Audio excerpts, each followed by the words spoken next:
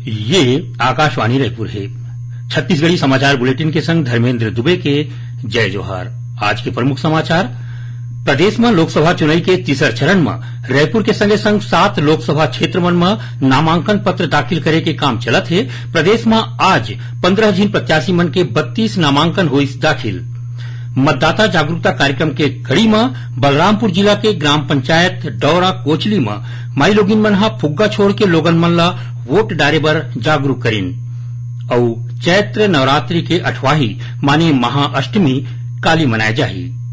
अब समाचार विस्तार ले। प्रदेश में लोकसभा चुनाव के तीसर चरण में रायपुर के संगे संग 7 लोकसभा क्षेत्र मन में नामांकन पत्र दाखिल करे के काम चलत है। आज प्रदेश में 15 जिन प्रत्याशी मन के 32 नामांकन दाखिल हो है, जेमा सरगुजा ले 4, रायगढ़ ले 2, जांजगीर चांपा ले 3, बिलासपुर ले 4, दुर्ग ले 9 और रायपुर ले 10 नामांकन मिले हैं। भाजपा के बड़का नेता और मुख्यमंत्री विष्णुदेव साय आज रायपुर और दुर्ग में भाजपा प्रत्याशी बृजमोहन अग्रवाल और विजय बघेल के नामांकन रैली में शामिल हुईन। ये दौरान दोनों प्रत्याशी मन अपन अपन नामांकन पत्र जमा करीन। दुर्ग में राखे गए नामांकन रैली ला संबोधित करत श्री साय कहिन कि ये चुनाव बछर 2047 तक देश ला विकसित भारत और बछर 2029 तक विश्व के तीसर बड़का आर्थिक शक्ति बनाए के चुनाव हरे। उमन कहिन कि प्रधानमंत्री नरेंद्र मोदी की अगुवाई में पूरा दुनिया में भारत के मान सम्मान बढ़े है। श्री साय भाजपा डहार ले जारी संकल्प पत्र के बारे में कहिन कि अवैया 5 साल में 3 करोड़ नवा प्रधानमंत्री आवास बनाए, 70 साल ले ज्यादा उम्र के सियानहा मन ला आयुष्मान भारत योजना में मुफ्त में इलाज के सुविधा दे के संगे संग 3 करोड़ लखपति दीदी बनाए के लक्ष्य है। ये मौका में कांग्रेस के सीमा बघेल भाजपा के सदस्यता ले है। श्रीमती बघेल बछर 1998 ले 2003 तक अहिवारा नगर पालिका के अध्यक्ष रहीन। जानबा के मुताबिक तीसर चरण में नामांकन पत्र जमा करे के आखिरी तारीख 19 अप्रैल राखे गए है। 20 अप्रैल के नामांकन पत्र के जांच होही। उम्मीदवार मन 22 अप्रैल तक अपन नाव वापिस ले सकते। तीसर चरण में 7 मई के वोट डाले जाही। प्रदेश में लोकसभा चुनाव के तहत माई लोगिन मतदान दल मन के भागीदारी ला पूरा करे पर विशेष पहल करे जाथे। यही कड़ी में गौरेला पेंड्रा मरवाही जिला में नगरीय निकाय क्षेत्र मन के जम्मू 37 संगवारी मतदान केंद्र मन में सिर्फ माई लोगिन मतदान दल मन डहार ले 7 मई के मतदान कराए जाही। एमा नगरीय क्षेत्र गौरेला में 16, पेंड्रा में 11 और मरवाही में 10 ठिन संगवारी मतदान केंद्र बनाए गए हैं।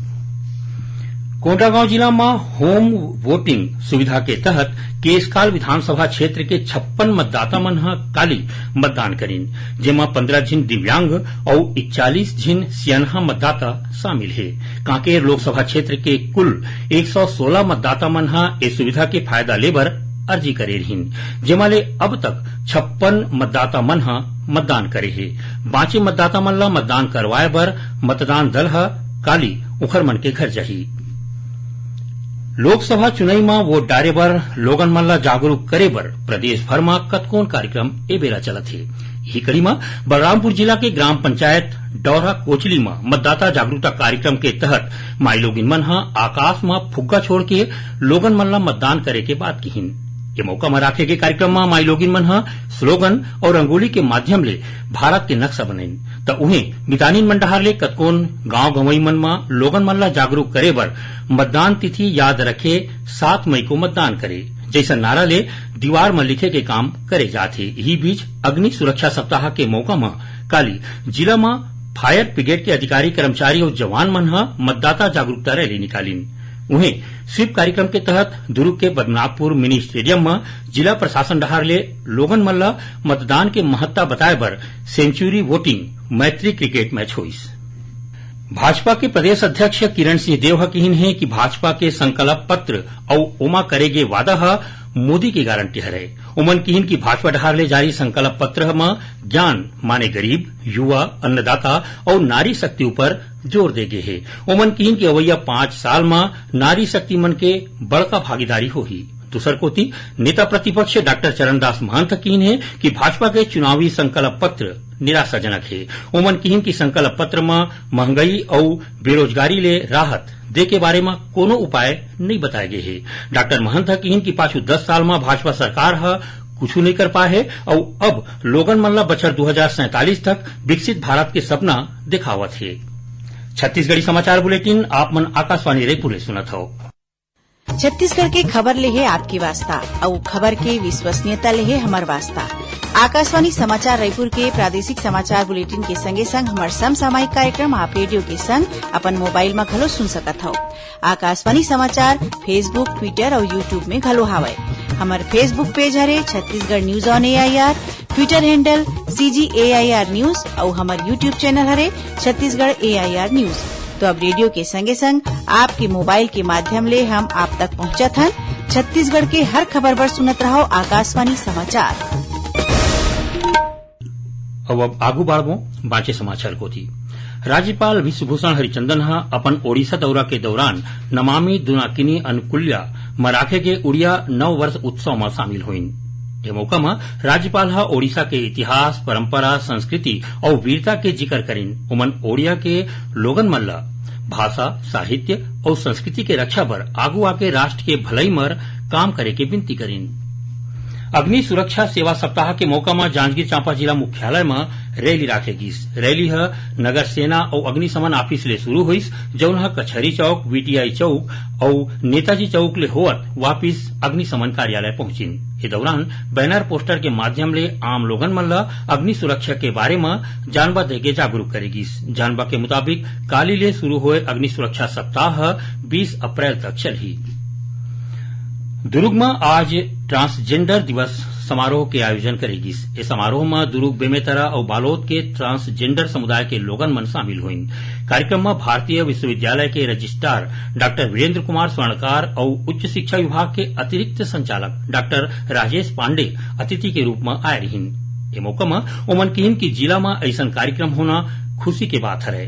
कार्यक्रम में उनकी कहानी उन्हीं की जुबानी के तहत ट्रांसजेंडर कंचन सेंद्रे और विकास मेश्राम अपन विचार और अनुभव साझा करीन। काली चैत नवरात्रि के 8वां माने महाअष्टमी मनाया जाही। ये दिन आदिशक्ति मां दुर्गा के 8वां स्वरूप महागौरी के पूजा पाठ करे जाथे। राज्य के जम्मू शक्तिपीठ और देवी मंदिर मन में महाअष्टमी के पूजा और हवन के कार्यक्रम काली होही। संगे संग कतकोन जगह में भंडारा के घलो आयोजन करे जाही। वहीं महाअष्टमी के दूसर दिन रामनवमी के मौका में ज्योति कलश और जवारा के विसर्जन करे जाही। अब थोड़कुन समाचार सार में। नारायणपुर जिला पर नियुक्त सामान्य प्रेक्षक डॉक्टर जे गणेशन और जिला निर्वाचन अधिकारी विपिन माझी आज माइक्रो ऑब्जर्वर मन के बैठक लीन। बैठक में जिला के 127 मतदान केंद्र के 25 जिन माइक्रो ऑब्जर्वर मन शामिल हुईन। गौरेला पेंड्रा मरवाही जिला के गांव बस्ती बगरा के रहैया सेना के जवान महेंद्र सिंह के सड़क दुर्घटना में मौत हो गई। अंतिम संस्कार में बिलासपुर आर्मी कैंप के जवान मन शामिल होके ओमन ला सम्मान दिन। Bilaspur police child pornography upload करे के मामला में स्कूल के एक जिन शिक्षक के संगे संग 11 जिन लोगन मन ला गिरफ्तार करे है। बेमेतरा जिला के गांव हाड़ गांव में गाज गिरिले एक जिन माई लोगिन के मौत हो गई।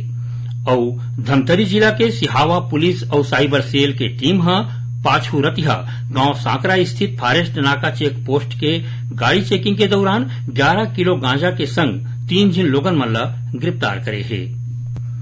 आखिर में प्रमुख समाचार एक गांव फिर। प्रदेश में लोकसभा चुनाव के तीसर चरण में रायपुर के संगे संग 7 लोकसभा क्षेत्र मन में नामांकन पत्र दाखिल करे के काम चलत है। प्रदेश में आज 15 जिन प्रत्याशी मन के 32 नामांकन हुई दाखिल। मतदाता जागरूकता कार्यक्रम के कड़ी में बलरामपुर जिला के ग्राम पंचायत डौरा कोचली में माई लोगिन मन फुग्गा छोड़ के लोगन मन ला वोट डारे बर जागरूक करेन।